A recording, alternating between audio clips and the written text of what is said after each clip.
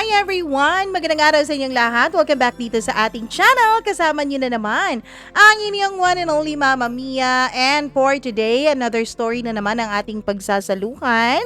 And thank you nga pala sa iyo dahil dito ka pa rin, naka-check-in ka pa rin dito sa ating program. Maraming salamat sa iyo.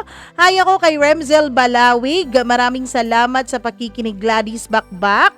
Hello rin kay Merchie Vlog Bocalig, kay Aksa Heliana, ano ba yan? Hello rin kay Vigor Trex. Maraming salamat sa iyong pagkikinig, Sally Buma. Martin Durand, thank you so much.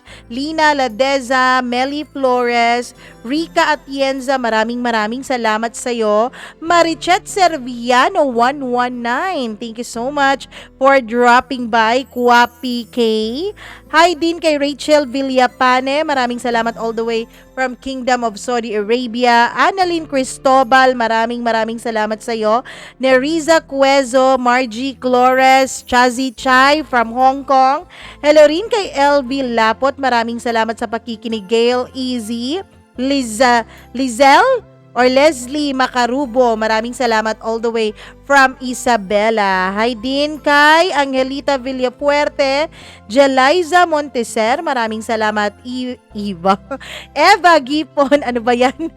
Hello rin kay Elizabeth, kay Baby Jane Ataide, maraming salamat. Miriam Gutierrez, all the way from Hong Kong. Mayan Corpus, hello rin kay Melissa Pugay from Saudi Arabia, maraming salamat. Christina Season, Nora Barido Hamandre, Ellie Nalin, maraming salamat sa pakikinig. Oo, habang naglilinis daw siya. Hi sa mga taga Nueva Ecija, sorry po. May nalaglag. Ay din kay Unity Grace de Guzman, maraming salamat all the way from Umingan, Pangasinan. Ayon, kay Rose Eunice, maraming salamat at sa lahat ng ating mga listeners and viewers, maraming salamat for dropping by at wag na nating patagalin. Eto na po ang ating tampok na kwento sa araw na to, dito lamang sa Dear Mama Mia.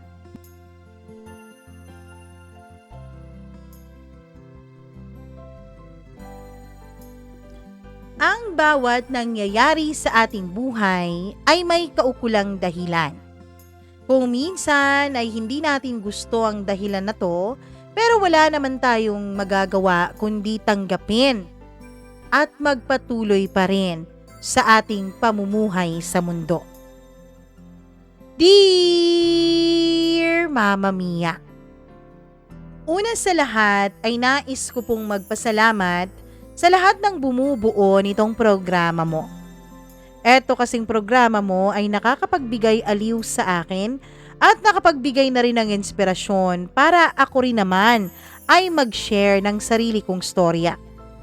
We have different stories of our lives, ika nga nila. Pero isa lang ang lahat ng gusto natin. Ang maging maligaya at masaya kasama ang isang taong mamahalin natin magpakailan paman. Hindi ko na lang po ibibigay ang totoo kong pangalan o ang totoong bahagi nitong aking kwento. I don't want to lose the person dahil lang sa pagkakamaling ginawa ko, kaya isikreto nyo na lang sana ang pagkakakilanlan ko, Mama Mia. Tawagin nyo na lamang ako sa pangalang May, of course not my real name. I am now 31 years old and I live somewhere in Cebu. Mama Mia, ang storya po ng buhay ko ay parang isang piratang naghahanap ng treasure sa malapad na karagatan. Ako pala, Mama Mia, ay nag-iisang babae sa 5 naming magkakapatid. May 2 akong kapatid na lalaki na kapatid ko sa ama at sa ina. Meron naman akong 2 half-brothers, kapatid ko sa aking ama. Yung mama ko kasi ay maagang nawala dito sa mundo. Simula nung ipinanganak niya ako, Mama Mia, ay nawala na po ang mama ko. Ibig sabihin, namatay siya sa panganganak sa akin. Lumaki ako sa aking lola. Sabi pa nila, Mama Mia, ang papa ko raw nung una ay halos hindi matanggap ang pagkawala ng mama ko. Halos mabaliw raw ito. Pero naka-recover din naman ito makalipas ang ilang taon. dahil siguro mas pinili niyang magtrabaho para sa amin ng mga anak niya. Lumaki ako na malayo at walang pagmamahal mula sa mga magulang. Siyempre dahil patay na ang mama ko at ang papa ko naman ay subsub sa kanyang trabaho. Masasabi ko rin, Mama Mia, na naramdaman kong sinisisi ako ng papa ko sa pagkawala ng mama ko. Ang mama ko po ay isang guro. Sabi ng family ko sa akin na sinabi raw dati ng mama ko na kahit mawala na siya sa mundong ito ay ayos lang basta mabigyan lamang siya ng anak na babae. At yun nga ang nangyari. Binigay nga ako bilang anak niyang babae pero kapalit naman noon ay ang buhay niya.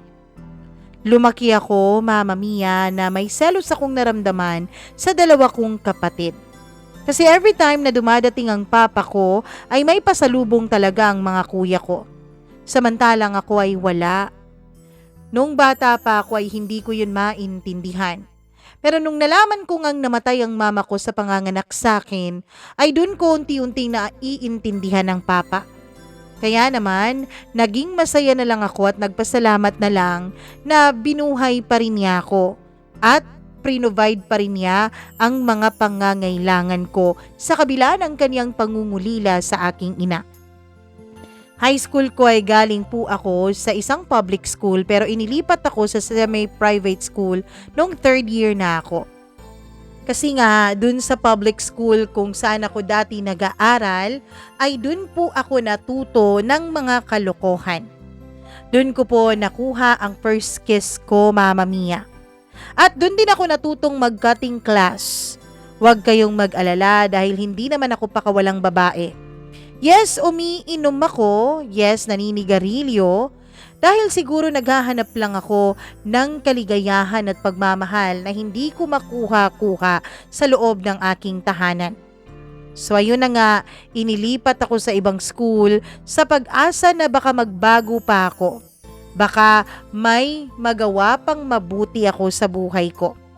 At ang nilipatan kong school, Mama Mia, ay meron pong college building. At doon ko po nakilala ang isang lalaking itago natin sa pangalang Neil. Pero bago pa man na naging kami ni Neil ay meron po akong naging boyfriend. First year college po siya at marine engineering ang kanyang kurso. Naghiwalay kaming dalawa dahil sobra siyang siloso. Like nananakit na siya ng pisikal, Mama Mia. Nang hihila at saka nanununtok sa sobrang pagsiselos niya. Hindi naman ako kagandahan, morena ako, pero maipagyayabang ko naman ang aking 2 cocomelon o mga chocolate hills. Hindi din malaki ang aking bewang, Mama Mia. Sexy ako kung tutuusin sa height kong 5'2". Hindi ako matalino, malaki ang boses ko at mas maingay ako lalo na kapag tumatawa. May pagka-boyish din ako. Nagulat nga lamang ako kahit na hindi naman ako masyadong pansinin ay pinagsesolosan din pala ako ng boyfriend ko. There was a time and tramural sa school at meron pong blind date at wedding booth na ginanap sa school namin. Ang boyfriend ko ay naglalaro ng baseball noon. Tapos ako ay bigla na lang pong kinuha dahil magiging bride daw ako habang nasa classroom ako. Ang groom naman nung time na yon ay best friend ni Neil. At hindi ko alam, Mama Mia, na naka-microphone pala at tinawag ang pangalan ko at narinig yun nung boyfriend ko noon. Bigla siyang tumakbo dun sa tent sa may booth na wedding, Mama Mia, at saka hinampas-hampas niya ang haligi sa tent ng baseball bat. Ang ending ay nagwala talaga ang boyfriend ko kaya dinala ko siya sa classroom. Ako po ang nahiya dahil pinagtitinginan siya ng mga tao, ng mga schoolmates at kaklase ko. Nag-usap kaming dalawa at pinatawad ko siya dahil ayoko na rin nang masyadong lumaki ang away naming dalawa, Mama Mia. Naging 2 buwan ang relasyon naming dalawa at dun ako tuluyang nakipaghiwalay sa kanya. Kasi Mama Mia, binigay niya ang cellphone niya sa akin. Sabi niya maglalaro raw sila ng baseball tapos nagtitext pa sila pala ng ex niya. Gulat na gulat ako at galit na galit ako noon. May gana pa siyang magselos sa akin, siya naman pala tong may ginagawang kababalaghan. Nakikipag-text pa pala siya sa ex niya. Nung matapos ang laro nila Mamma Mia, syempre kinumpronta ko siya. Sinabi ko sa kanyang nagte-text ang ex niya sa kanya. Sa galit niya ay kinuha niyang cellphone, pagkatapos ay itinapon niya ito. As in sirang-sira ang cellphone noon. Bakit ganun? Bakit siya pang may ganang magalit? Ako itong nakahuli sa kanya na may ginagawang milagro. So it's a big no-no na for me. Hindi ko na tinapos ang intramurals at nakipaghiwalay na talaga ako sa kanya. At dahil doon ay libre na akong makipagkita dun sa friend ni Neil na nakapag-wedding booth sa akin. Nasa labas kami noon ng school at kumakain sila noon ng halo-halo. Ako naman ay may practice ng cheer dance para sa final competition ng high school department at college department. Kasi naman, hindi po masyadong marami ang mga high school students. Kaya pinag-isa na lang ang intramurals ng college at high school department. Kaya masyado po talagang maraming activities noon, Mamma Mia. After the intramurals ay lagi na pong tinutukso-tukso sa akin ng best friend ni Neil ng iba kong mga kasamahan at kaklase. Pero ewan ko ba, hindi ko magawang magkagusto noon sa friend ni Neil. Kasi siya ang nakikita ko.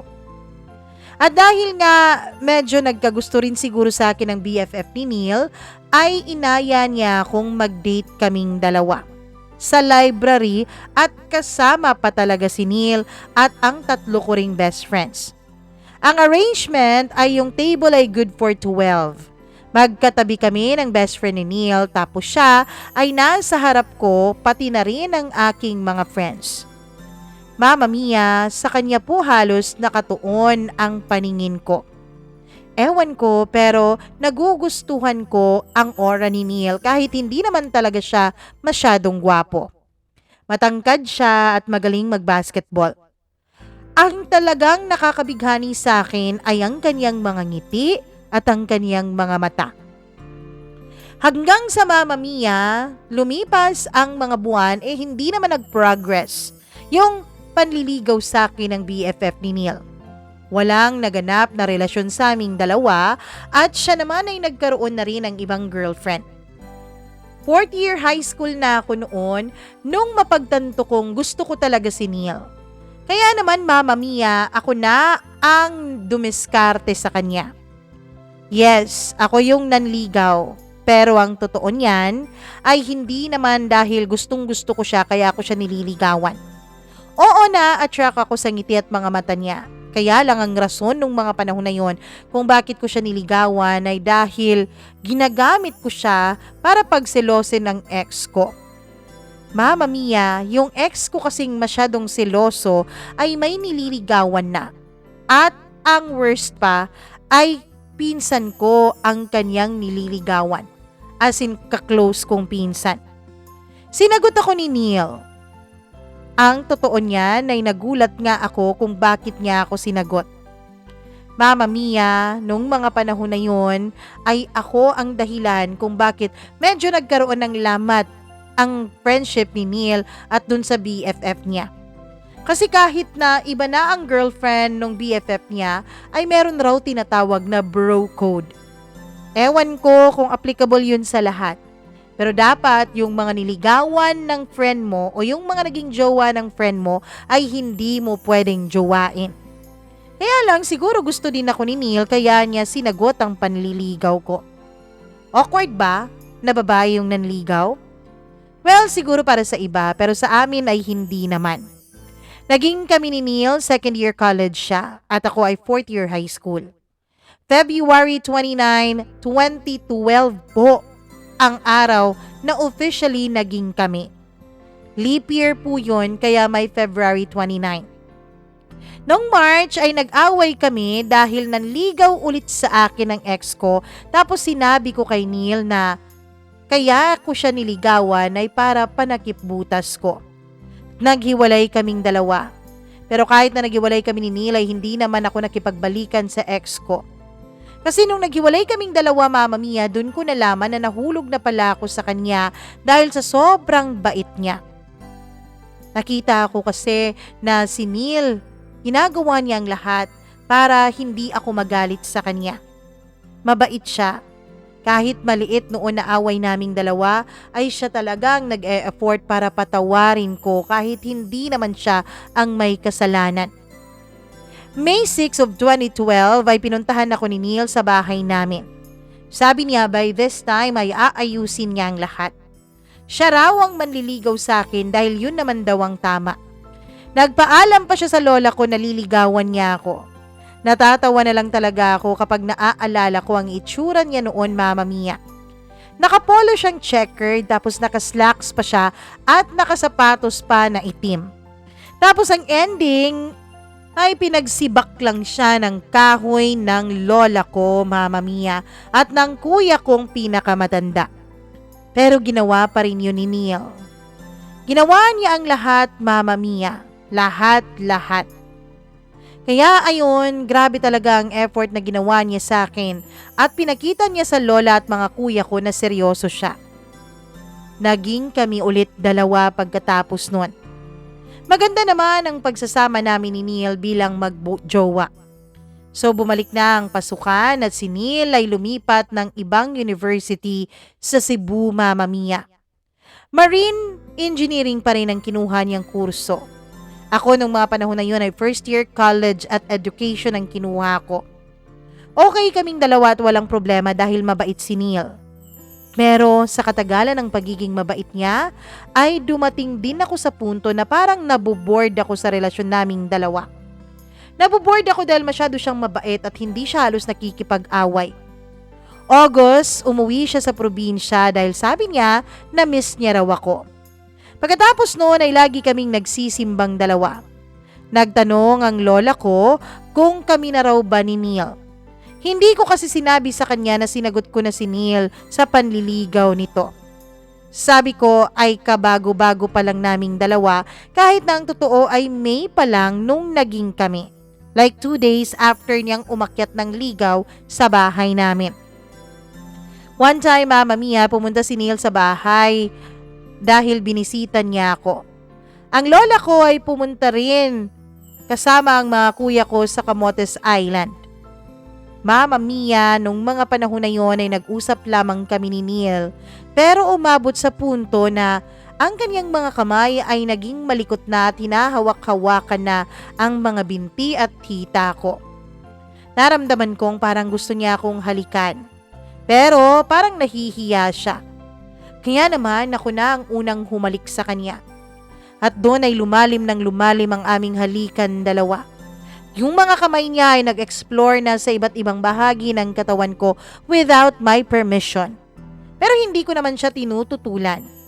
Mga kamay niya napunta na sa mga chocolate hills ko. At masasabi ko, Mama Mia, na talagang nakakadala naman ang ginagawa niya sa akin katawan. Napasinghap tuloy ako at nasabi ko sa utak ko na wag na sana niyang itigil ang kanyang ginagawa. Pero Mama Mia, pinilit kong magpakatino nung mga panahon na yon. Habang hindi pa nakarating ang kamay niya sa pinakapribadong bahagi ng katawan ko, ay bigla akong napatayo at humahangos dahil kinakabahan ako at nahihiya na rin at the same time. Pagkatapos ng nangyari sa amin na gano'n ay hindi ko siya kinontak dahil nahiya ako, Mama Mia. Hindi ko alam kung nagalit siya sa ginawa kong pagtayo at pagpigil at pagpapaalis sa kanya sa bahay. Siya naman ay hingi ng hingi sa akin ng sorry. Simula noon ay halos every Saturday na siyang umuuwi ng probinsya para lang makasama ako at para lang mag-sorry sa akin. Mama Mia, ang totoo ay nahiya lang naman ako sa kanya noon dahil hindi pa ako handa. Nahiya ako dahil ayoko po talaga na may mangyari sa amin na pareho naming pagsisisihan sa huli. Pero hindi naman ako naggalit sa kanyang ginawa. Hindi ako naggalit dahil hindi rin naman ako tumutol nung umpisahan niya akong halikan at hawak-hawakan. Mama Mia, Nung mga panahon na yon ay inisip ko lang talaga ang magiging future ko. Well, sa mga pagkakataong ganun ay hindi ko pa naiisip na si Neil ang makakasama ko habang buhay dahil alam kong masyado pa akong bata. November 1 ay bumalik siya dahil nga wala namang pasok. Nasa loob kami ng bahay samantalang yung lola ko ay nagluluto. Sina kuya naman ay nandun sa labas at nakapag-bonding-bonding sila. Kahit gusto kong pumunta doon sa mga kuya ko ay hindi ko maiwan-iwan si Neil sa may sala, Mama Mia. Andun siya sa sala, kaya naman nandun din ako. Nung wala ng ibang tao ay bigla na lang itong lumuhod sa harapan ko, Mama Mia. Humingi siya ng tawad para lang maging okay kaming dalawa. Kahit kasi hindi kami naghiwalay ay nanlamig naman ang pakikitungo ko sa kanya dahil ayoko nga na masundan pa ang nangyari sa amin na ganon. Biglang nakita ng papa ko ang pagluhod ni Neil sa harapan ko. Nakita kong nanlaki ang mga mata ng papa ko. "Oh, ano yung ginagawa mo?" tanong ng papa ko kay Neil. Hindi nakasagot si Neil sa tanong ni papa. Kumunot ang noo ng papa ko at saka lumaki ang boses nito na para bang nagalit na. "Oh, anong ginagawa niya? Sino ka ba para lumuhod siya sa harapan mo?" tanong ng papa ko sa akin. Sabi ko nga sa inyo, hindi ako close sa papa ko. Umiyak ako dahil nahiya ako sa pinakita ni papa. Nandun ang boyfriend ko tapos ganun ang tinatanong niya sa akin. Hindi nila naiintindihan dahil hindi nila alam, Mama Mia, ang nangyari sa aming dalawa ni Neil.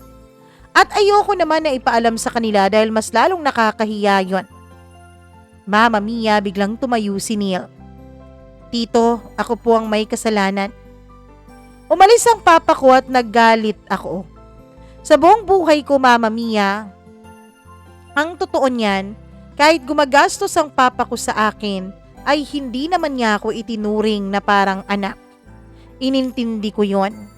Kaya lang yung pagkapahiya na ginawa niya sa akin sa harap ng boyfriend ko, ayun ang mas masakit sa dibdib ko. "Sorry nakita ako ng papa mo na nakaluhod, ikaw tuloy yung pinagalitan." Mama Mia, ang totoo niyan, nung bata pa ako, ay nabugbog na ako ng papa ko.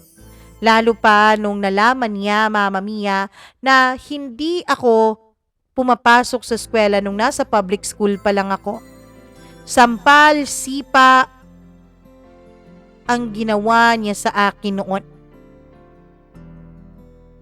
Mama Mia, dahil sa galit ko nun kay Neil at nanumbalik sa isipan ko ang ginawa sa akin ng papa ko, ay pinaramdam ko kay Neil ang ginawa ni papa dati. Sinampal ko siya at sinipa ko siya. Pero lumuhod siya ulit. Kahit na ano raw ang gawin ko, ay hindi raw niya ako iiwan. Doon ako napaiyak. Ang gusto ko lang naman ay maging proud ang papa ko sa akin. Ang gusto ko lang naman ay maging close kaming dalawa dahil ako lang naman ang babaeng anak niya. Gusto ko na maramdaman na inaalagaan ako ng papa ko. Pero parang dahil sa ginawa mo ay mas lalo atang napalayo ang loob ng papa ko sa akin eh. Mama Mia, dahil sa sinabi at ginawa ko kay Neil ay umuwi siya sa kanila. Naglakad lang siya pauwi sa kanilang bahay. Ang bahay kasi nila ay nasa kabilang barangay lang naman. Bali 2 barangay ang layo mula sa bahay namin. Nag-shades pa siya ng itim nung umalis siya sa bahay namin. Naglakad lang siya ng halos 3 oras. I feel bad for him, Mama Mia. Doon ko naisip na hindi naman kasalanan ni Neil ang hindi namin pagiging close ng papa ko. Hindi niya kasalanan na ayaw talaga sa akin ng papa ko mula umpisa pa. After nga sa nangyari nung November ay hindi nagparamdam sa akin si Neil. Naintindihan ko naman siya, Mama Mia. May kasalanan din naman ako. Hanggang sa dumating na ang December, hindi pa rin siya nagme-message o kahit nangamusta man lang sa akin. Noong mga panahon na yon ay naisip kong wala naman talaga akong karapatang manakit kay Neil. Wala akong karapatang manampal sa kanya. So dapat kung gusto kong maging maayos kaming dalawa, dapat ay ako ang sumuyo sa kanya. Naisip ko, Mama Mia, na tawagan siya. Pero nung ginawa ko yun ay nagre-ring lang ang kabilang linya pero wala namang Neil na sumasagot. Dumating yung Christmas break namin. Hindi ko na talaga mapigilan ng sarili kong hindi humingi ng tawad sa kanya. Kahit hindi kami magkabalikan ay ayos lang. Ang gusto ko ay mapatawad niya lang ako para mawala ang bigat na aking nararamdaman. Paulit-ulit ko siyang tinatawagan. 4 na araw akong halos oras-oras na tumatawag sa kanya, Mama Mia. Sa isang araw ay umaabot hanggang 15 to 20 times akong tumatawag sa kanya. Mula umaga, tanghali hanggang gabi. Noong sa 5th araw nang tumawag ako sa kanya ay sinakto kong Sunday. Maaga pa ay tumawag na ako. May sumagot naman na babae sa tawag ko, Mama Mia. Kinabahan ako. Inisip kong, tuluyan na nga talaga akong kinalimutan ni Neil. Tuluyan na nga talaga niya akong ipinagpalit dahil babae ang sumasagot ngayon sa tawag ko. Kahit na nasaktan ako na may babaeng sumasagot sa cellphone niya, ay nagpakatatag ako at nagtanong. Hello, good morning. Andyan ba si Neil? Tanong ko. Bakit? Sino to? Wala akong maisagot sa kanyang tanong kaya dali-dali ko na lang pinatay ito. Natakot ako. Natakot at the same time ay nahiya dahil baka girlfriend niya yon. Hinagabihan, Mama Mia. Inisip kong tumawag ulit. Pero sabi ko sa utak ko baka magkasama pa sila. Kaya naman, Mama Mia, pinalipas ko na muna ang ilang oras.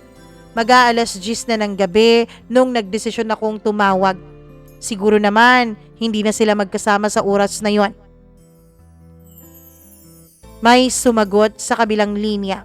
Pero walang nagsasalita. Hello? Andyan po ba si... Hindi pa nga ako tapos sa pagtatanong, Mama Mia, ay bigla na akong naiyak nung narinig ko ang boses ni Neil sa kabilang linya. Anong kailangan mo? Wala. Nangangamusta lang. Okay lang ako, sagot niya. Tahimik na naman. At wala na namang umiimik sa aming dalawa. Ilang sandali pa ay nagsalita ako. Sorry sa nagawa ko. Sorry, hindi ko na nakontrol ang sarili ko. Mama Mia, narinig ko na may tumawag sa kanyang pangalan dahil kakain na raw. So hindi na niya ako sinagot at pinatay na niya ang tawag. After sa nangyari ay kulit na ako sa kanya. Mama Mia, bumili pa ako ng ibang SIM card. Kinulit ko siya kung pwede bang magka-textmate kaming dalawa o callmate or friend. Nasabi ko talaga na kapag pala lalaki ng mapuno, ay kaya din pala nilang deadmahin ang isang babae. Message ako ng message, good morning, kumain ka na, anong ginagawa mo? Kahit na ano na lang, message ko sa kanya para lang mapansin niya ako. One time, ay tumawag siya bigla sa akin.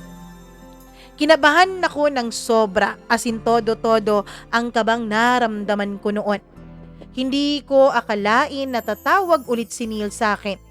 Hindi ko alam kung anong isasagot ko. Nung makalimang ring na yon ay dali-dali kong sinagot dahil baka magbago pa ang isip niya. Sorry dahil hindi ako agad nakakapag-reply sa'yo. Sabi niya. Okay lang naman. Pasensya talaga ha. Galit ka pa ba sa akin? Tanong ko. Wala na yun. Sabi niya sa kabilang linya. Kumusta ka na? Tanong ko. Okay lang naman. Ikaw, okay ka na ba? Okay lang naman ako. Sorry talaga sa ginawa ko, Neil. Nahihiya ako sa ginawa ni Papa sa'yo at sa ginawa ko rin sa'yo. Okay na yun. Siya nga pala, Neil, magsisimba ka ba ng simbang gabi? Pwede. Saan ka ba magsisimba? Sa simbahan, sagot ko naman na siyang ikinatawa niya. Eto na, narinig ko na ang pagtawa niya at medyo nakampante na ako. Kaya yun, nag-usap kami na magsimbang gabi. Simula nga noon ay sabay na kami na nagsimbang gabi at sinusundo pa niya talaga ako sa bahay. Kasi may motor na siya nung mga panahon na yon. December 24, Christmas Eve, Mama Mia, ay magkasama kaming nagsimba. Nagtanong ako sa kanya dahil hindi na mapakali ang utak ko nung mga panahon na yon. Anil, sino pala yung babaeng sumagot sa akin nung tumawag ako sa'yo? Baka magalit yung girlfriend mo na halos araw-araw na tayong magkasama, ha?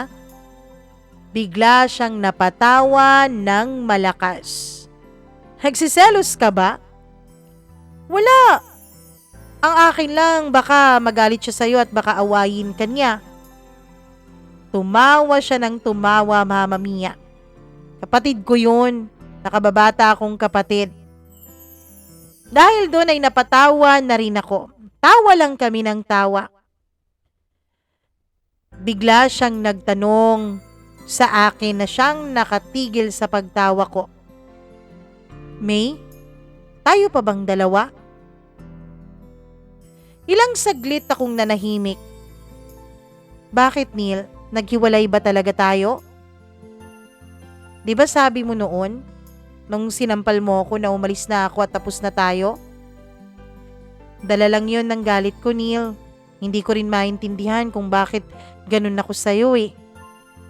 Ang dami pa niyang tinanong sa akin tungkol sa pamilya ko. Sinabi ko sa kanya ang lahat para maintindihan niya.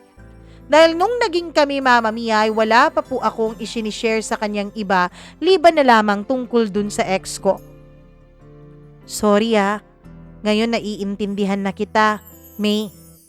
Huwag kang mag-alala, andito ako palagi para sa'yo. December 26 ay birthday ni Neil kaya nag-date kaming dalawa. So ayun, naging maayos na ang relasyon namin. Hanggang sa naging third year college na ako. Siya naman noon, Mama Mia, ay nagtatrabaho na at apprenticeship na niya sa barko.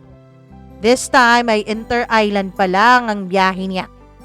Bago magsimula ang klase, Mama Mia, naisip ko na itigil na lang ang pag-aaral ko. Ayaw na kasi akong suportahan ng papa ko financially. Kaya noong mga panahon na yon, every summer ay nagtatrabaho ako as waitress, encoder at tutor. Independent na po ako simula nung nag-second year college ako. Pero si Neil, Mama Mia, nung sinabi ko sa kanya na titigil muna ako sa aking pag-aaral ay ayaw niya.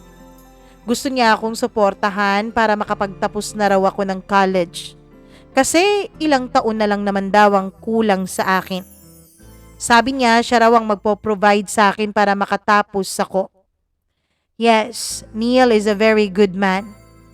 Kaya naman, Mama Mia, nabawasan ang mga misunderstandings namin lalo na nung nalaman niya ang tungkol sa nakaraan ko at tungkol sa buhay ko sa pamilya ko.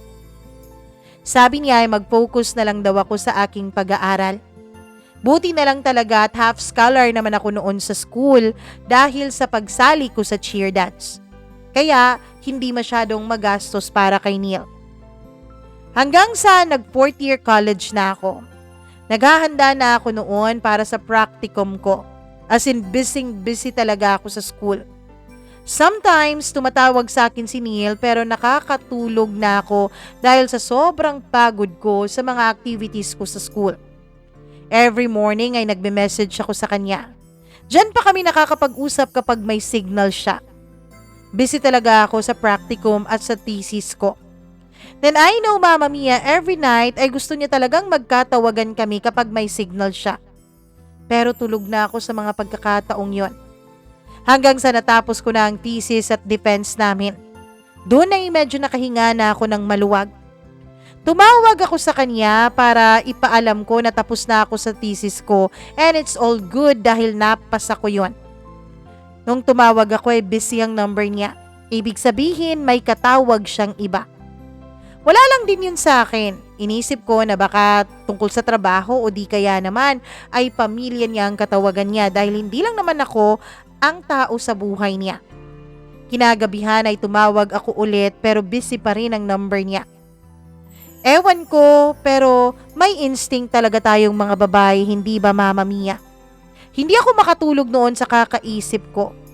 Nag-checking ako noon sa mga papel ko sa mga students ko kasi nagpa-practicum na ako. Pero nawawala talaga ako sa focus. Ang ginawa ko na lang ay binuksan ko ang Facebook niya at ang messenger niya dahil binigay naman niya sa akin ang username at password doon pero wala naman akong kakaibang nakita. So natulog na lang ako at sinabi ko sa isip ko na baliwalain ko na lang ang pagdududa ko. Habang tulog ako Mama Mia ay biglang may tumawag sa akin na high school friend ko. May, tignan mo yung messenger mo, may sinend ako sa'yo. Natutulog na ang tao eh. Sige na, importante to. Hindi ba pwedeng bukas na lang yan? Hindi, tignan mo na ngayon na. Kaya ayun Mama Mia, dali-dali kong tinignan yung sinend niya sa akin. At ang sinend niya ay isang link sa isang post ng isang babae. Thank you for today lang, sabi doon sa caption. At nakita ako doon, Mama Mia, na si Neil at ang babae ay nakahiga silang dalawa sa kama. Grabe ang iyak ko nung mga panahon na yon. Hindi ko maintindihan ang nararamdaman ko. Chinek ko ang Facebook nung babae. Hindi naman sila friends ni Neil sa Facebook at hindi rin niya itinag si Neil. So ayun, para makahinga ako ay tinawagan ko si Neil. "Oh Bunch, bakit hindi ka pa natutulog?" Tanong niya sa akin.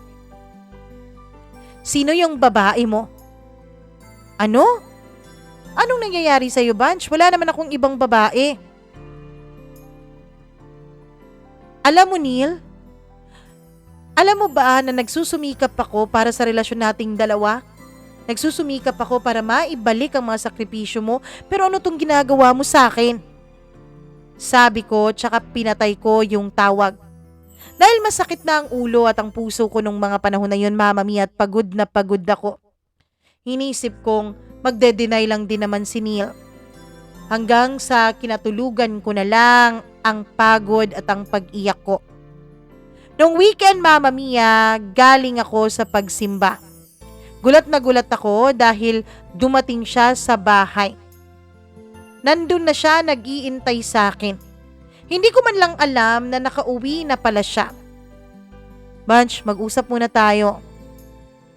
"Mama Mia, ako po, simula nung nagkahiwalay kami ni Neil, simula nung nasampal ko siya, ay promise ko na sa sarili ko na dapat pakinggan ko na muna ang lahat, pati na rin ang side ni Neil bago ako magdesisyon. Pakinggan ko muna kahit na masakit. Mama Mia, ayoko na kasi na mag-away kami tulad ng dati. Kaya naman inililihim ko na lang ang sakit na aking nararamdaman. Sabi ko, mas mainam nang ako ang masaktan kaysa sa makasakit ako ng iba." Kaya ayun, pinakinggan ko siya. Pumunta kami sa may terrace namin at dun kami naupo at nakinig lang ako sa mga sasabihin niya. "Anong nangyari sa'yo? Parang hindi mo naman na ako kilala. Tignan mo nga yung sinend sa'yo.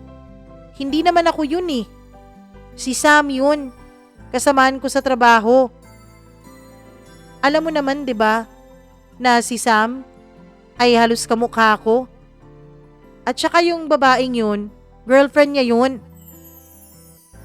Mama Mia, bigla akong tinignan ulit yung sinend sa akin ng kaibigan ko. At dun ako natawa. Dun ako natawa dahil brown pala ang buhok ng lalaking yon, tapos si Neil ay black ang buhok niya. Tapos nakita ko rin na medyo may katabaan yung lalaki. Naka-side view iyon kaya hindi ko masyadong kita ang buong muka. At pag-alaman ko na hindi talaga yun si Neil dahil payatot po ang boyfriend ko. Natawa na lang talaga ako sa sarili ko. Paano ko napagkamalang si Neil yun? Siguro dahil kagigising ko pa lang noon at nauna na ang pagdududa sa utak ko. Mama Mia, nung tumawa na ako ay bigla na rin siyang napahagalpak sa pagtawa. Ikaw talaga, pinagbibintangan mo agad ako. Tapos hindi mo lang ako binibigyan ng pagkakataong magpaliwanag. Ano pala tong ginagawa ko? Di ba binigyan na kita ng pagkakataon? So kaya ayun, naging okay ulit kami. Bakit hindi mo man lang sinabi sa akin na nakauwi ka na pala? Tanong ko. Kasi po, gusto kitang sorpresahin. Gulat na lang ako eh. Ako itong nasorpresa mo eh. Sa mga pagdududa mong ganyan. Naging okay ulit kami, Mama Mia. Ang totoo niyan ay tinawagan nga niya yung Sam na halos kamukha niya. Pagkatapos ay nag-video call pa kaming tatlo at dun nga ay nakita kong girlfriend niya pala talagang babaeng yon. Kaya nag-date na lang kaming dalawa ng boyfriend ko. Nung umuwi na kami sa bahay ay inihatid na lang din niya ako. Sabi niya sa susunod na linggo ay aalis daw siya at babalik siya ng Cebu kasi may kailangan raw siyang asikasuhin sa kanyang medical. Pero bago siya umuwi, Mama Mia, ay nagpaalam na muna siya na makiihi sa CR namin.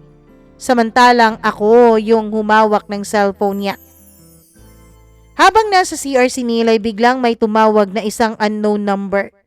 Hindi ko sinagot dahil akala ko ay kasama niya sa trabaho at personal naman talaga ang cellphone kaya hindi ko dapat sagutin yon. Pero naging makulit ito at tawag ng tawag at hindi pa rin lumalabas mula sa banyo si Neil. Hindi ko pa rin sinasagot yung tawag hanggang sa biglang nag-text yung unknown number. Babe, kailan pala ang balik mo sa San Fernando? I miss you. Tapos babe, sabi ng girlfriend ni Sam, aalis na raw kayo sa susunod na linggo. That time, Mama Mia, ay parang pinagsakluban ako ng langit at lupa. Sanay naman na ako sa sakit, pero kakaibang sakit yung maloko ka. Lumabas siya ng CR at agad kong binigay ang cellphone niya sa kanya. At sabi niya uuwi na raw siya. Pero hindi ko siya kinumpronta. Dinilit ko yung message ng babae. Plastic pa sa tarang plastic ang pakikitungo ko sa kanya noon. Kulang na lang ay lumutang ako sa tubig. So ayun, bumalik siya ng Cebu, Mama Mia, para sa kanyang medical. Hindi pa rin niya alam na may alam na ako tungkol sa panluloko niya sa akin. Pagdating niya ng Cebu, sabi niya sa akin ay dun na lang daw siya mag-aantay ng result at diretsyo na silang Maynila para sa kanilang pagbabalik ng pagsampa. I love you bunch, sabi niya sa akin. Hindi na ako nag-reply dun sa message niya. Inisip kong mag-focus na lang ako na makapagtapos ako ng pag-aaral ko at makahanap na ng trabaho. I am a strong and an independent woman. Kahit na nasasaktan ako, ay mas uunahin kong ipakita na walang epekto sa akin ang ginagawa niya. Para man lang hindi ako maging kawawa sa harapan niya. Mama Mia, nung dumating na sila sa Maynila ay tumawag siya sa akin. Siguro dahil nag-message yung babae sa kanya, kaya siya tumawag. Babe, uuwi ako. Mag-e-explain ako. Sabi niya. Okay, yun lang ang naging sagot ko. January ay umuwi siya, Mama Mia. Ang sabi niya ay hindi raw muna siya sasampa at sa susunod na linggo na lang.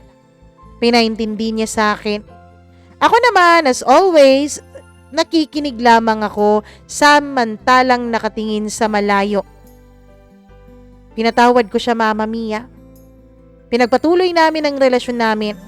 Sabi niya kasi ay natukso lang siya lalo pa nung mga panahon na lagi akong busy at walang pakialam sa kanya. Kaibigan daw yon ng girlfriend ni Sam.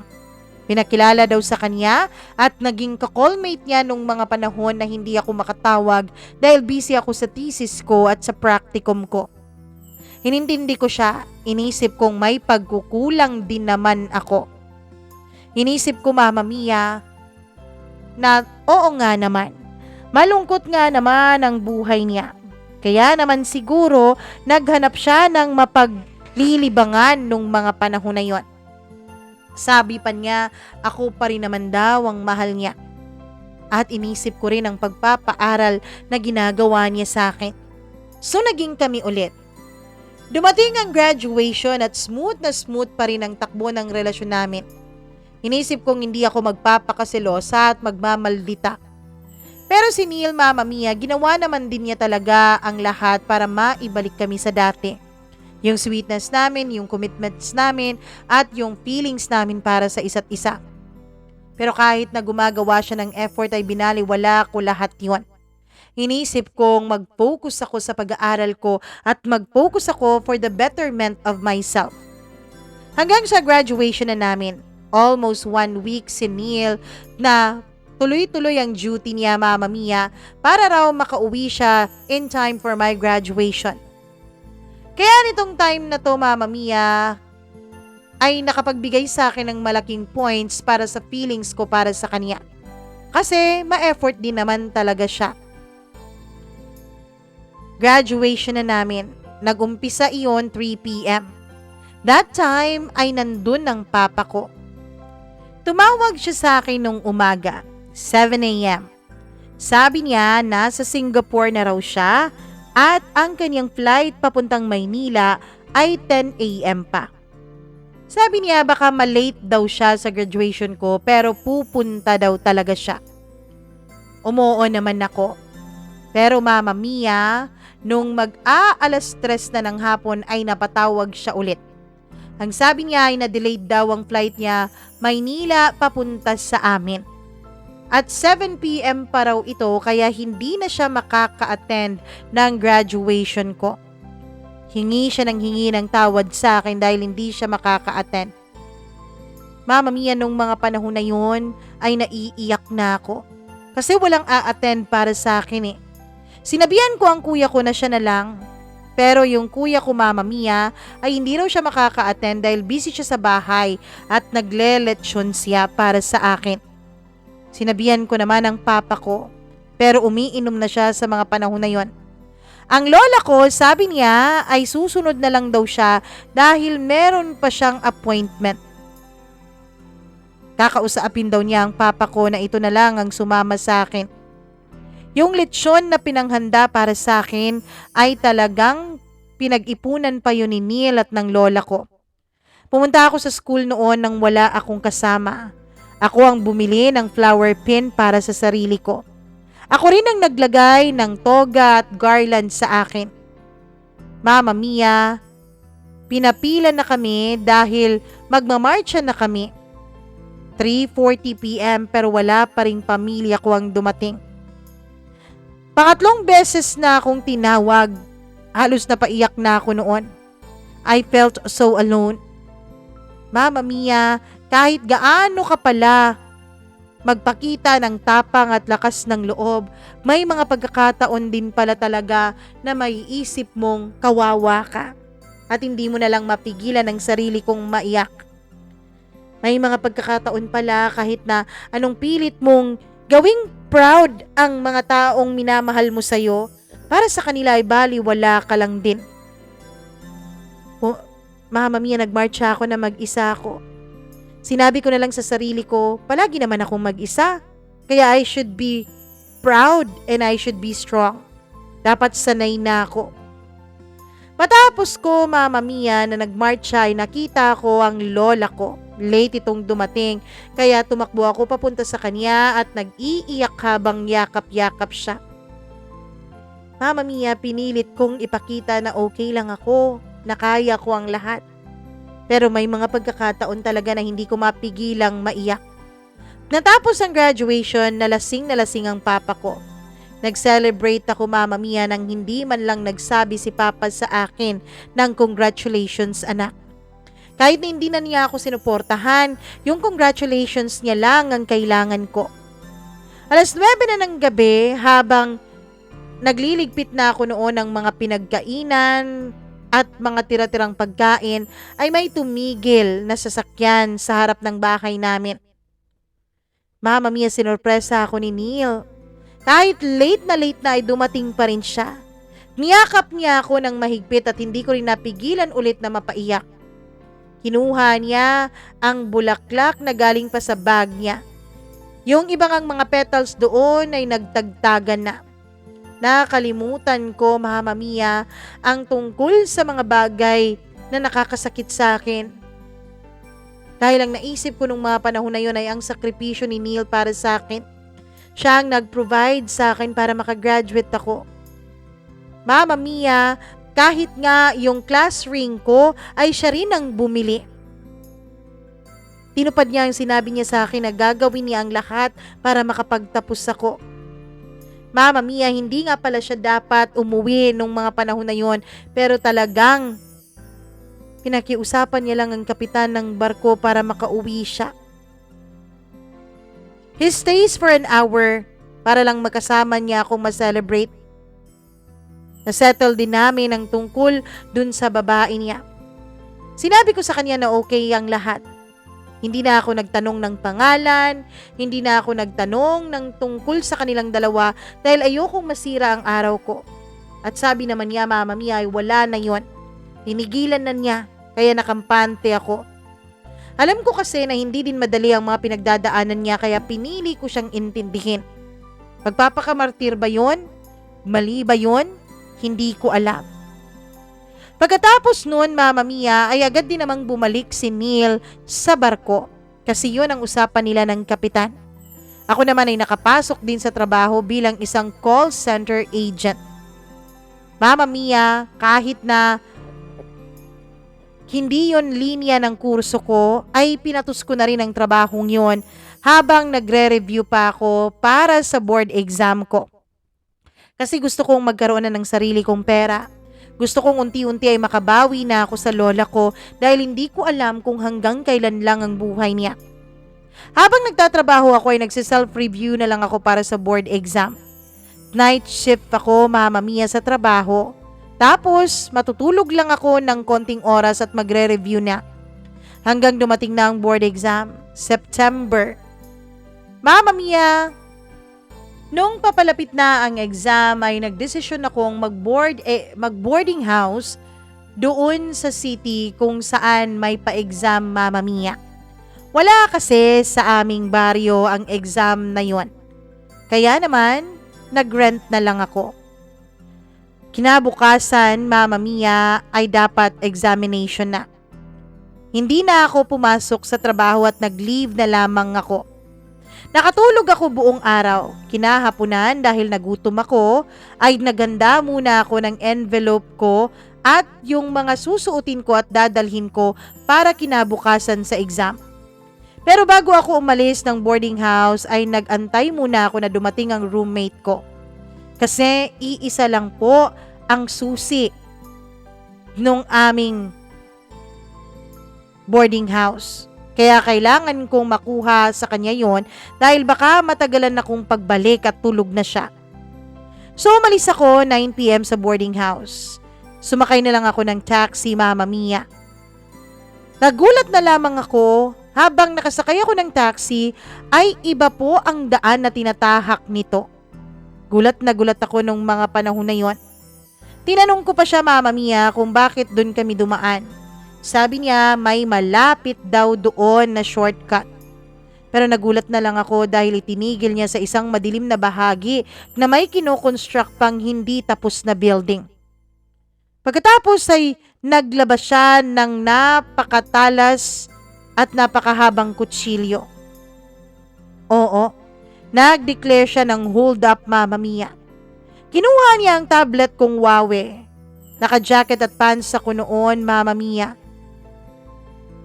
Buti na lang at ganon ang suot ko dahil gusto pa sana niya akong pagsamantalahan. Nung mga panahon na yon ay nasa leeg ko na ang kanyang kutsilyo. Lagi akong nagmakaawa sa kanya, sabi ko may exam pa ako kinabukasan. Buti na lang talaga at nahawakan ko ang Faber-Castell na ballpen ko. At yun ang tinusok ko sa kanyang lieg at nung hindi pa siya nakabawi sa sakit ay dali-dali akong lumabas sa taxi niya. Dala-dala ko ang bag ko, Mama Mia, na nandun ang envelope ko, pati na rin ang aking susuotin. Yung shoulder bag ko lang ang nasa kanya. Tumakbo ako ng tumakbo hanggang sa may nakasalubong akong motorcycle. Mama Mia, buti na lang at yung motorcycle driver ay pinatigil niya ang kanyang motor at tinanong niya ako kung anong nangyari. Tinulungan niya ako at dinala niya ako sa police station at pinablatter ko ang nangyari sa akin.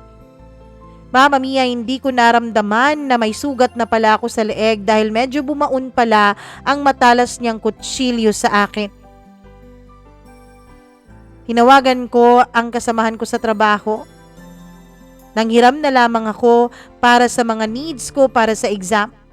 Kinontak ko si Neil pero hindi siya sumasagot. Mama Mia, ayaw kasi nitong sumagot kapag iba yung cellphone number na tumatawag sa kanya.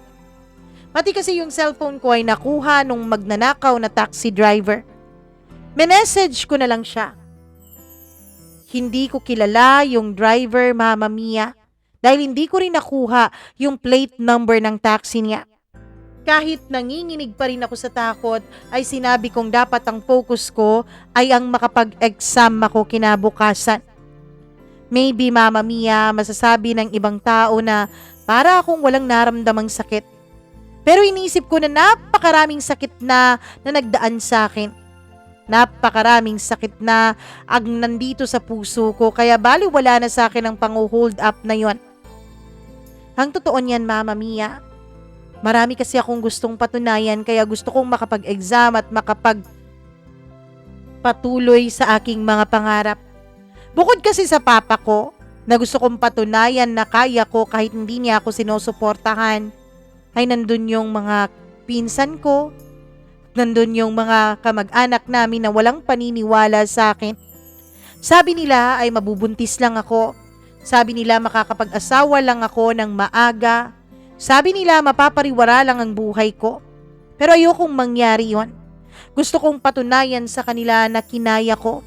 Gusto kong mapatunayan sa kanila na magiging maganda ang kinabukasan ko.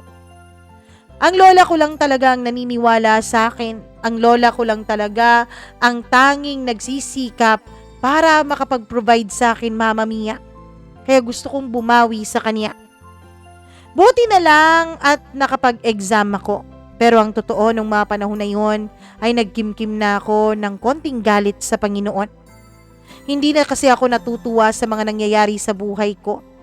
Ang gusto ko lang naman ay maging maayos ang buhay ko, pero bakit laging merong mga pagsubok? Hindi ba? Hindi na nga niya ako binigyan ng mapagmahal na pamilya. Binigyan naman niya ako ng boyfriend na sinusuportahan ako financially pero sinasaktan naman ng loob ko. Tapos eto, pinag-ipunan ko ang perang yun pero na-hold up lamang ako. Yung cellphone na na-hold up sa akin ay pinag-ipunan ko rin ng ilang buwan. Ano pa bang mga pagsubok ang ibibigay niya? Pagkatapos ng exam ay umuwi ako sa boarding house. Ignisip ko nung mga panahon na yon, Mama Mia, na pagod na ako. Pagod na ako sa buhay ko. Siguro dahil sa sobrang pagod, sa sobrang sakit, at sa sobrang pressure na nasa akin, ay naisip ko noon na kitilin ang sarili kong buhay. Habang nag-iisip ako, Mama Mia, nakitilin na ang sarili kong buhay, ay bigla akong tinawagan ng cellphone number ng papa ko. Gusto ko siyang pagsalitaan ng masama. Sinabi ko sa kanya, Mama Mia, na nag-take ako ng exam at walang-wala na ako ng pera. Pero alam mo ba kung anong sinagot niya sa akin? Bakit ka pa nag-e-exam? Sayang ang pera mo dyan, hindi ka naman makakapasa. And that hits me so painfully. Tumawa na lang ako at hindi na sumagot at pinatay ko na lang ang tawag. Kahit nakapatay na ang tawag ay tawa pa rin ako ng tawa at iyak ng iyak. Pinaplano ko na noon na talagang kikitilin ko na ang sarili kong buhay. Biglang tumawag si Neil. Doon siya tumawag sa di-keypad kong cellphone. Iniwan ko kasi yun sa boarding house nung gabi na aalis ako, Mama Mia. Sabi niya hindi raw ako makontak sa other phone ko. Ewan ko kung guardian angel ko ba talaga si Neil o ang Diyos ang nagpatawag sa kanya sa akin.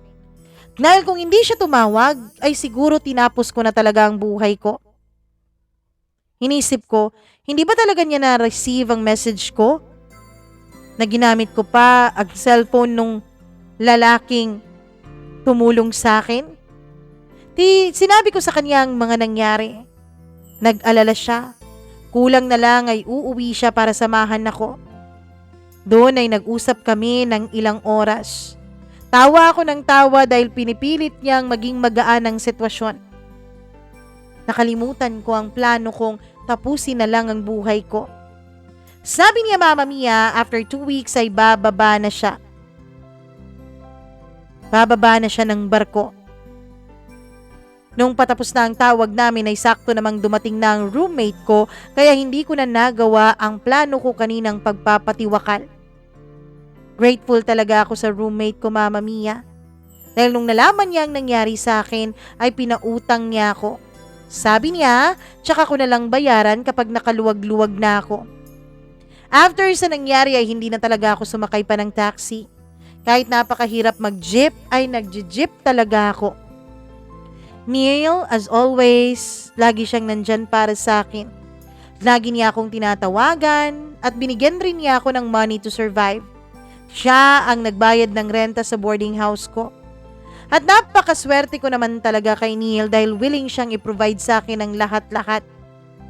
Natapos ang taon, Mama Mia, at dumating ang January 2017. Masayang masaya ako dahil umuwi yung dalawa kong mga kuya. This time ay meron na silang sarili nilang pamilya. Ang kuya ko kasi nagtrabaho na sa UAE bilang OFW. Yung isa ko namang kuya ay kagaya ni Neil na seaman din. Pagkatapos ng ilang araw ay dumating din si Neil, Mama Mia. Doon ay nakipag-bonding siya hindi lamang sa akin kundi maging sa mga kuya ko. Binigay niya sa akin ang cellphone niya. Touchscreen ang cellphone niya na yun. Kaya naman binuksan ko ang e-book niya dahil sinabi kong magda-download ako. Hindi kasi ako bumili ng panibagong cellphone nung mga panahon na yon kasi inuna ko ang mga pangangailangan ko. Habang nagbabasa ako sa e-book ay may nag-message sa kanyang messenger. Kasamahan niya sa trabaho. Bro, Neil, hinahanap ka ni Rochelle. Nagulat ako, Mama Mia, at biglang kinabahan nung nabasa ko ang pangalang Rochelle. Tinignan ko ang convo nila sa kanyang kaibigan. At nakita kong kaibigan pala niya iyon sa barko. May nakita akong picture, Mama Mia, na inakbayan ni Neil ang isang babae at nakahalik pa siya sa pisngi dito. Doon ay talagang nakaramdam na ulit ako ng sakit at parang pinagsakluban ulit ako ng langit at lupa. Nakita ko pa na may picture silang dalawa ni Neil sa loob ng isang kwarto at nakahiga pa ang babaeng yun sa kanyang mga bisig. That time ay umalis muna ako. Pumunta ako sa may kalsada sa amin at dun ako umiyak ng umiyak. Ayoko kasing umiyak sa bahay dahil baka may makakita sa akin at baka maputol pa ang kasiyahan ng mga kapatid ko. Naglalakad ako, Mama Mia, nang hindi ko alam na sinusundan na pala ako ng lola ko. Iyak pa rin ako ng iyak habang wala akong kaalam-alam na nasa likuran ko lamang si lola. Noong mapalayo na ako sa bahay at nakakita ako ng isang malaking bato, ay umupo ako doon at saka itinakip ko ang mga kamay ko sa aking muka at patuloy sa pag-iyak. Bakit ganito?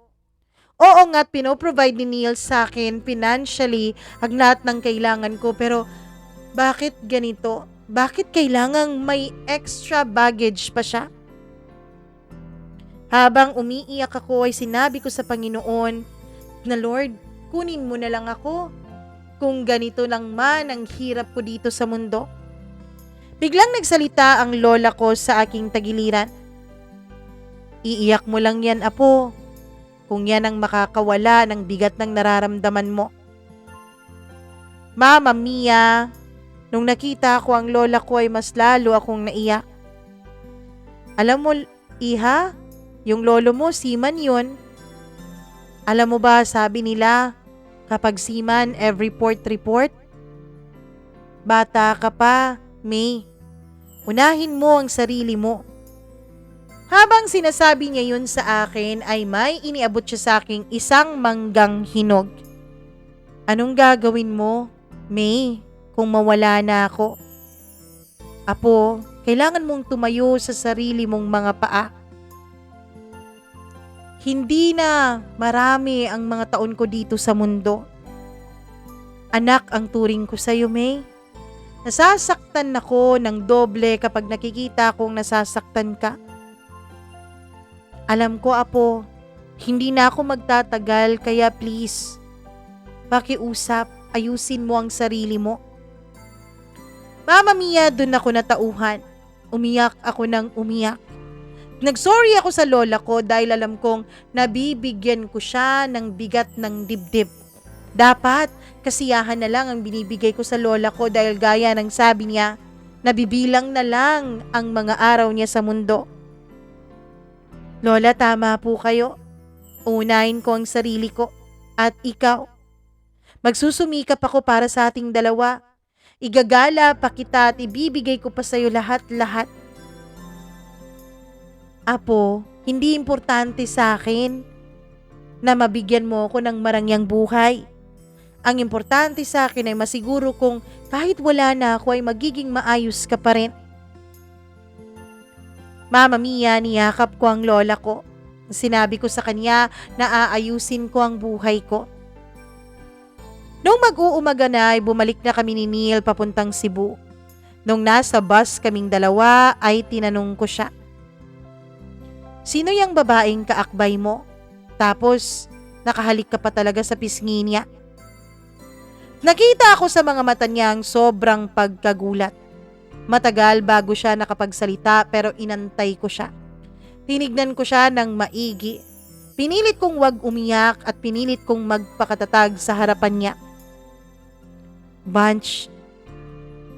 Neil, wag ka nang magkunwari. Sabihin mo na lang sa akin ang totoo. Aminin mo na lang, promise magiging okay ako. Bunch, sorry. Yung tumawag sa akin nung panahon na ikaw ang humawak ng cellphone ko. Yung kaibigan ng girlfriend ni Sam. Siya yun. Si Rochelle. Mama Mia, nakikinig lamang ako sa kanya noon. Siya yun nakasama ko nung nabisi ka sa practicum mo. Nung hindi ko na alam ang nangyayari sa buhay mo. Siya yun. Yung mga pagkakataon na tinatawagan kita na hindi mo ako sinasagot. Siya yung natatawagan ko. Siya yung naging ka-close ko. Kumuha rin pala siya ng kurso na pangbarko. Marami kaming napag-uusapan dalawa kasi pareho kami ng kurso eh. Hanggang sa, ayun, nakatapos siya ng kaniyang pag-aaral hanggang sa nag-apply siya sa kumpanya kung saan ako nagtatrabaho. Tapos sinabi mo pa sa akin na nagtrabaho ka sa call center. Alam mo bang marami akong naririnig na mga kababalagan dyan sa call center? Alam mo ba na marami akong naririnig na uso raw dyan ng kabitan at kung ano-ano pa? Laging pumapasok sa isip ko na baka kaya na hindi kita makontak dahil busy ka na rin sa iba. Baka may nakakatsok-tsakan ka na or worse, baka may nakakasama ka na sa kama na kasamaan mo sa trabaho. Tumawa lang ako sa mga sinabi niya. Yan, isa pa yan. Sabi niya sa galit na tono. Yang ugali mo na dinadaan mo lang sa tawa ang lahat.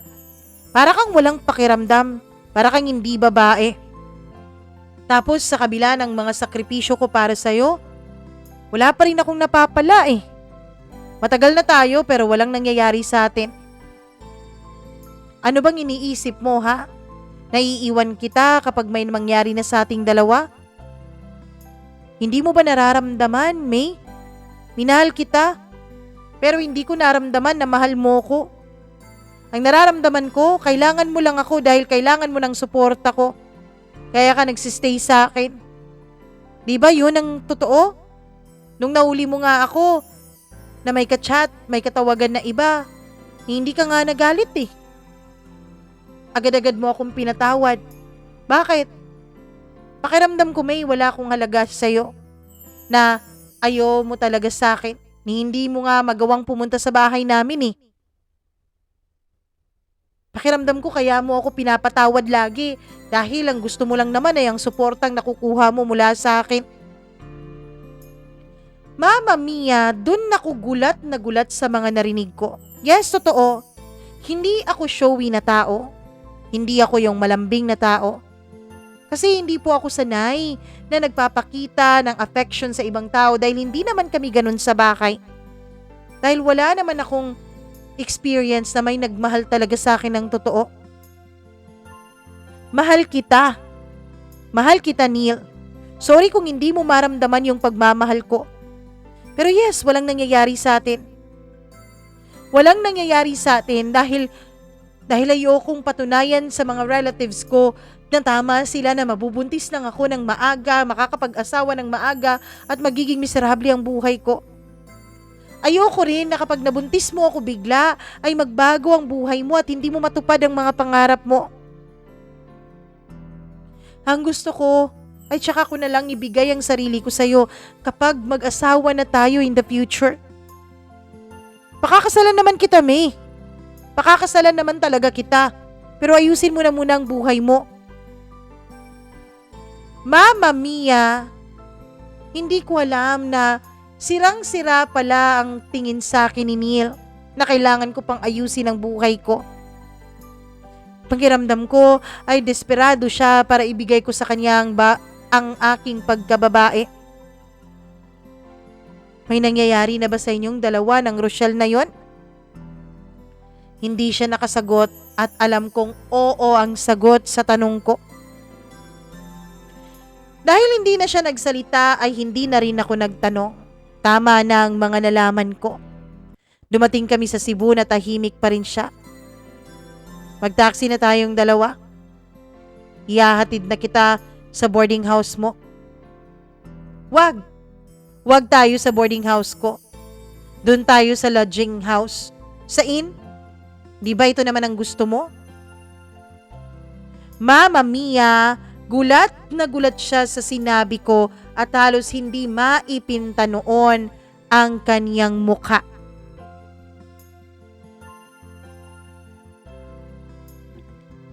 Grabe naman ang thrill ng mga pangyayaring ito. Ano ba talaga, saan ba talaga sila mapupunta? Dun sa boarding house ni May? O doon sa lodging house? Naku naman, May, huwag kang desperado, May. O baka naman ibibigay ni May ang kanyang pagkababae bilang gante, bilang bayad, kabayaran doon sa pagpapaaral ni Neil sa kanya at sa sinasabi ni Neil na monetary support na yun lang ang habol ng ating sender na si May sa kanya. Ano ba? Nabubulol na naman ako. Anyways, bukas po atin pong bibigyan ng part 2 itong kwento ng buhay ni May at ni Neil. Hindi ko alam kung si Neil ang kanyang makakatuluyan. Kaya abangan niyo bukas. Maisusuko kaya ang bataan? Maisusuko kaya ang pagkababaeng matagal na iningatan? At makakapasa kaya itong si May sa kanyang licensure exam o board exam? Nako naman, sasagutin natin ang mga tanong na yan bukas po dito lang sa inyong paboritong programa. Kaya abangan nyo ha. Pero kung ikaw na nakikinig ngayon, kung nagustuhan mo itong kwento ni May, nako naman, huwag kang mag-atubiling mag-like at mag-share nitong ating storya. At syempre, wag mo na rin kalimutan kung hindi ka pa subscriber, please subscribe ka na dyan sa ating channel. I-click mo na rin ang notification bell kung hindi ka pa nakakapag-click para naman lagi kang na-update sa tuwing meron tayong bagong upload at bagong kwento na inilalabas dito sa channel natin. Maraming salamat po talaga sa inyong lahat dahil sa walang sawa niyong pagmamahal at sa walang sawa niyong pumupunta dito sa channel natin, nagre-refresh kung meron tayong bagong upload. Yes, sisikapin na natin na araw-araw na tayong may upload kasi malapit na tayong makapag-reapply ng ating monetization. So sana suportahan nyo pa rin itong ating channel. Malapit na, 1 buwan na lang. Sana naman matuloy-tuloy na ito, 'di ba? And of course, kung meron kayong sarili ninyong kwento ng inyong buhay, nako, mag-share lamang po kayo. Email that to me, mamamiacdo0317@gmail.com. That's mamamiacdo0317@gmail.com. Paki-follow na rin sa ating iba pang mga SOCMED accounts. Ayun, hanapin nyo sa lahat ng SOCMED platforms natin. That's Mama Mia CDO. Thank you very much for supporting and sa pagmamahal nito sa channel natin. Hanggang bukas po, dito lamang sa paborito niyong programa, ang Dear Mama Mia. Bye-bye! Enjoy the rest of your day. Paalam!